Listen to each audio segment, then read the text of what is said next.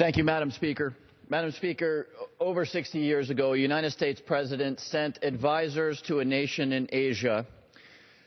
He did so because a regime that was perceived as friendly to U.S. interests, but which was in fact deeply corrupt and rotten, was threatened.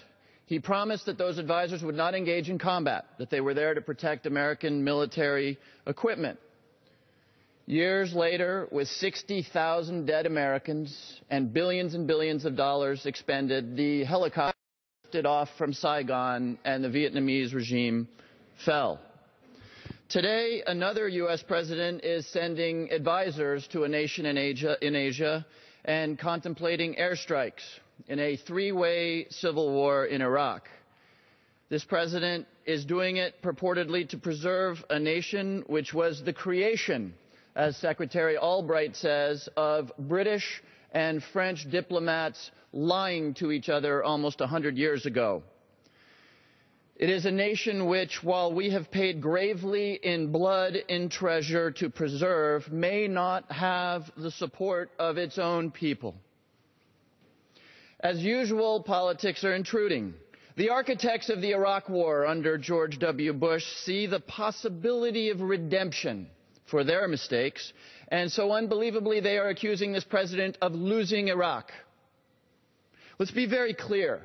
Iraq cannot be lost or won. A brutal dictator or the United States military can sit on top of conflicts between Sunni and Shiite and sects and tribes that have roiled that society for centuries, but remove that dictator or remove the U.S. military and those conflicts will reemerge. At the end of the day, it is Iraqis, and Iraqis alone, who have to decide whether their nation will be preserved, whether there will be multiple countries reflecting multiple faiths, or whether there will be one pluralistic nation, whether they will live in the 21st century, the 7th century, a caliphate. What kind of nation they will have is up for them to determine. There is an argument, of course, that ISIS, the terrorists who have made such astounding gains in regions of Iraq, are bad and brutal people. This is true. I sit on the Intelligence Committee and see every day the outrages that they perpetrate. They've made mistakes. One, their brutality will ultimately be their undoing with their own people. And second, they are now occupying territory. This means that they have addresses. Just as there are terrorists in Nigeria, in Somalia, in Libya, in Lebanon, in Syria, in Iraq, in Iran, in Egypt, in Morocco, the list goes on, there are terrorists in the Sunni areas of Iraq. But the answer cannot be that the United States military will be there to prevent them from doing what they would wish to do. Our interests, let's be clear about what our interests are. It must, first and foremost, be up to the citizens of those nations that I've just listed to determine what sort of society they will live in.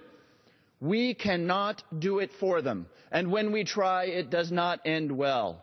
And we must say to these nations that if you work to craft an inclusive society, respecting your minorities, respecting the rights of the individual and of women in particular, if you abide by international norms, we will be at your side. We did this 240 years ago, and we know a little something about how one might do it. And if not, we will not be at your side. Number two, our interest is to say to them that if in the birthing pains of your new societies, you nurture or support or in any way assist those terrorists that would target us or that would target our ally Israel or would target other civilized nations, we will find them, we will fix them, and we will take them off the battlefield, as we are doing around the world today. Those are our national interests. Those goals are worth our time, our treasure, and our talent. Coaching a team in a three-way civil war is not. Colleagues, let us not expend one more dollar or one more life on military activity that is not in the clear service of our essential national interests.